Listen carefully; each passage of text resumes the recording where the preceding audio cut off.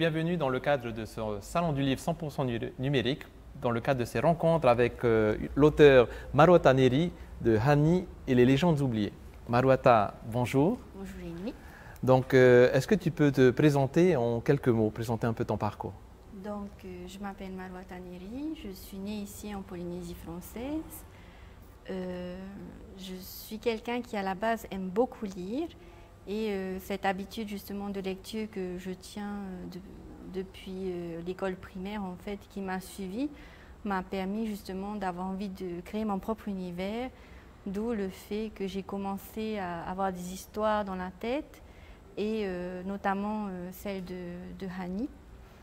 Et comme j'avais envie de partager ces histoires, j'ai décidé de commencer à écrire et ce livre notamment est venu.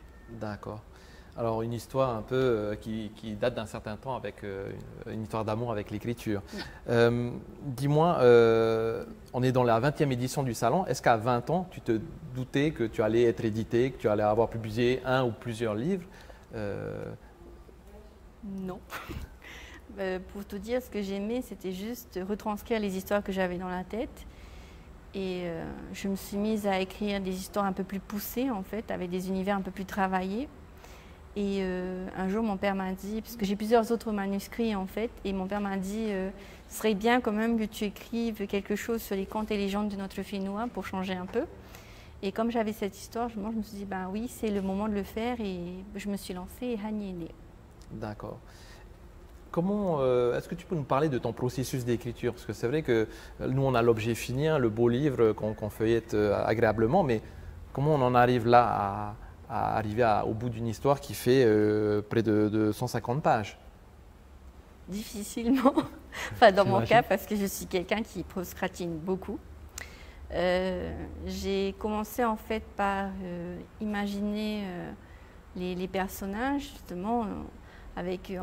Bien sûr, il y a une partie de l'enfance qui revient parce que certaines expressions, certains comportements de mes personnages en fait sont ceux que j'ai vus parmi les membres de ma famille ou encore mes camarades de classe il y a très longtemps. Et pour la partie légendaire, bien sûr, j'ai lu les contes et légendes de Polynésie. Hein. J'ai grandi avec. Donc, je pense qu'on a tous eu des histoires de Tupapa ou de fantômes et tout lorsqu'on a grandi ici en fait, et quel que soit le pays dans lequel on grandit, on a toujours des contes et légendes qui nous entourent. Et j'ai choisi ceux qui m'avaient le plus marqué, étant donné que j'ai passé une partie de mon enfance entre Mahina et Pape Été, donc Nona, la sorcière Nona. Auréa, c'est l'île qui est juste en face, donc oui, j'ai voulu l'intégrer dans le livre. Et pour les autres, les Mokorea ou encore pour Matirohe, qui est la Murène, j'ai eu la chance de rencontrer des conteurs de chez nous qui m'ont orienté vers ces personnages et j'ai mélangé tout ça et ça a donné Hani. D'accord. Tu parlais de ton père qui t'a un peu poussé à écrire sur la Polynésie. C'était important pour toi qu'il y ait une histoire qui se déroule en Polynésie ou de transmettre un peu ces légendes oubliées? Oui, bien sûr. Hein, et c'est vrai que nos légendes, elles sont magnifiques, mais peut-être que pour un jeune public, elles sont un peu difficiles à comprendre.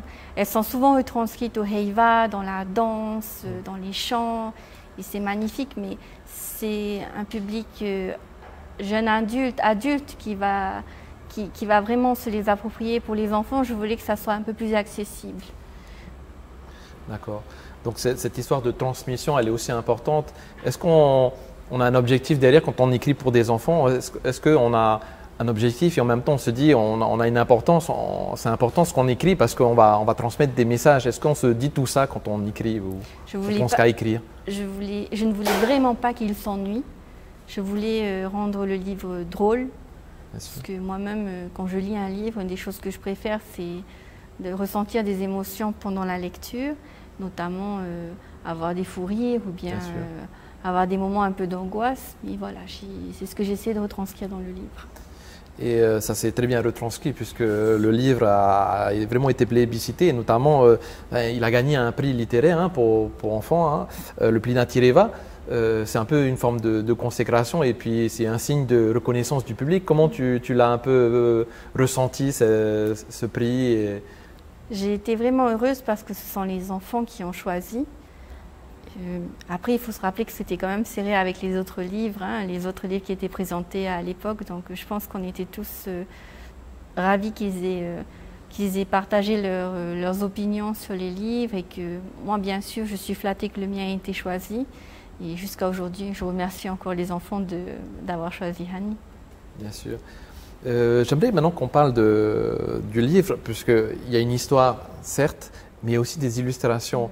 Et du coup, je me posais la question, est-ce que quand on écrit, on a forcément des images en tête, on s'imagine que ça va être ensuite illustré, ou on écrit et puis on verra comment ça se déroulera?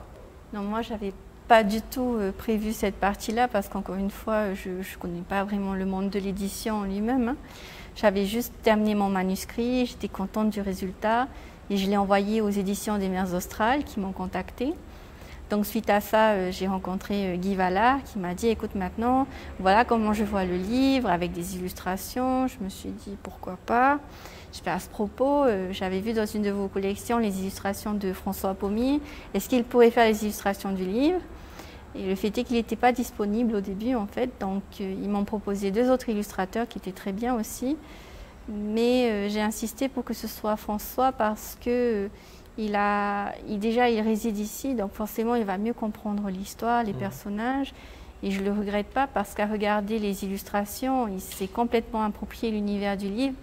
Et les illustrations, effectivement, c'est ce que les élèves ont beaucoup aimé aussi. Oui, c'est vrai, hein, on dit souvent que la réussite d'un livre, c'est un mariage heureux entre un illustrateur et un auteur, mais aussi l'éditeur qui va faire fonctionner cette équipe pour nous faire produire un livre qui va nous envoyer dans des belles histoires. D'accord. Au niveau de ton histoire, oui. Elle se passe, c'est une histoire contemporaine avec des jeunes. C'était un objectif aussi de dire que ça allait être plus facile d'écrire une histoire qui se passe actuellement avec des jeunes qui peuvent s'identifier, ou c'est une question que tu t'es posée par rapport à la période? Ça aurait pu être dans des temps plus anciens ou... En fait, pour la période, je voulais justement que les enfants d'aujourd'hui puissent s'identifier aux personnages, parce que ça pourrait être n'importe lequel d'entre eux au final. D'ailleurs, j'avais fait la réflexion à des élèves que j'avais rencontrés, comment ils réagiraient s'ils se retrouvaient dans ce genre de situation. Parce que ça fait peur. Moi-même, en tant qu'adulte, je ne suis pas certaine que j'aurais envie de traverser ce genre d'épreuve. Et j'ai voulu justement qu'ils puissent s'identifier, et je trouvais que c'était quand même plus drôle. Et puis justement, c'était pour ramener les contes et légendes dans un aspect un peu plus contemporain en fait, pour que maintenant, peut-être quand ils regarderont un endroit ou quand ils entendront une histoire, ils se diront qu'elle n'appartient pas au passé, mais que c'est toujours de l'actualité. C'est pas parce que ce sont des contes et légendes qu'il faut les mettre dans un placard et les sortir de temps en temps en fait. Si on peut les vivre constamment, toujours avoir ces petites anecdotes à l'esprit, je trouve que c'est déjà une réussite. D'accord.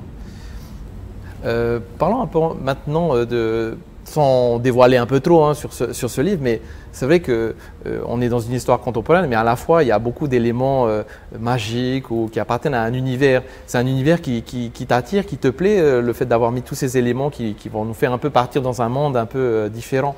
Oui, parce que moi, je rêve beaucoup déjà. Ensuite, grande fan de Harry Potter, hein, grande fan de tout ce qui est fantastique notamment. Et je me suis dit que c'était quand même plus drôle d'intégrer des personnages fantastiques parce que si j'avais dû construire une histoire contemporaine, je m'y serais ennuyée, juste contemporaine. Hein. Il fallait qu'il y ait des éléments quand même de fantaisie, de magie pour que je m'y retrouve. D'accord. Maintenant, cette histoire qui nous a vraiment très enchantés, est-ce que, au niveau de tes perspectives, est-ce qu'on peut s'attendre, c'est une question que tu as déjà sûrement dû entendre plusieurs fois, est-ce qu'on peut s'attendre à une suite? Parce que là, tu as suscité l'engouement et je pense qu'il y a une attente de la part des fans. Tout est possible, hein, comme on dit. Après, je pense que comme tous les auteurs, moi j'ai plusieurs manuscrits en chantier. Hani, ça devait être mon 5e manuscrit. J'en ai d'autres sur lesquels je travaille. Et oui, j'aimerais beaucoup écrire, peut-être pas une suite, mais un autre livre. Éventuellement, je réutiliserai peut-être les mêmes personnages, je ne sais pas. Mais là, ce n'est pas vraiment d'actualité pour le moment. D'accord, pas pour le moment, mais la porte reste ouverte. La porte reste ouverte. D'accord. Et sinon, est-ce que tu peux nous parler de tes perspectives? Est-ce qu'il y a d'autres livres en chantier, si ce n'est pas la suite de Hani? Où tu en es dans ta carrière d'auteur en ce moment? Donc, j'ai un livre que j'ai mis en ligne, mais à un titre personnel. Hein, ça s'appelle La meute de Greenleaf. C'est le premier tome d'une série. Je n'ai pas encore décidé du nombre d'ouvrages que je ferai à la suite. Et oui, voilà, je l'ai mis en ligne et pour le moment, il est surtout disponible sous ce format-là, en fait, sur les grands sites habituels. Et ça m'amuse parce que c'est une perspective complètement différente de la mise en marche de Hani, tout le processus créatif, diffusion, tout ça. Je ne m'attendais pas du tout à découvrir ça. C'est très intéressant. Et je rends d'autant plus hommage aux éditeurs parce que le travail qu'ils font est vraiment énorme et important et on ne s'en rend pas toujours compte en fait. D'accord, et peut-être une dernière question pour finir notre entretien. Maintenant que tu as un peu d'expérience, pour les jeunes qui peuvent nous regarder, est-ce que s'ils étaient attirés par le métier d'auteur, qu'est-ce que tu pourrais leur dire pour se lancer? Parce que je suis sûr qu'il y a eu un concours de nouvelles, il y a du talent en Polynésie française, mais certains, je pense qu'ils peinent ils ont un peu d'appréhension à se lancer. Donc, qu'est-ce que tu pourrais leur dire pour conclure cet entretien, pour les encourager et pourquoi pas être les futurs auteurs de demain? Je dirais qu'il ne faut jamais abandonner, c'est une passion. Hein. Pour ma part, c'est une passion, comme certains peignent et d'autres sculptent. À partir du moment où il y a un processus de création, de toute façon, il ne sera pas forcément reconnu par autrui. Mais le plus important, c'est de se faire plaisir et de pouvoir exprimer tout ce qu'il y a à l'intérieur. Donc il faut vraiment le faire pour soi au début. Et si plus tard on a envie de le faire connaître, il ne faut pas hésiter à essayer et il ne faut jamais abandonner. D'accord, donc on retiendra la notion de plaisir. Plaisir qu'on a eu en lisant le livre Hani et les légendes oubliées que je vous conseille de lire si vous ne l'avez pas déjà fait. Maruata, merci pour cet entretien. Et donc, on se dit à bientôt pour des prochaines rencontres dans le cadre du Salon du Livre 100% numérique. Merci beaucoup.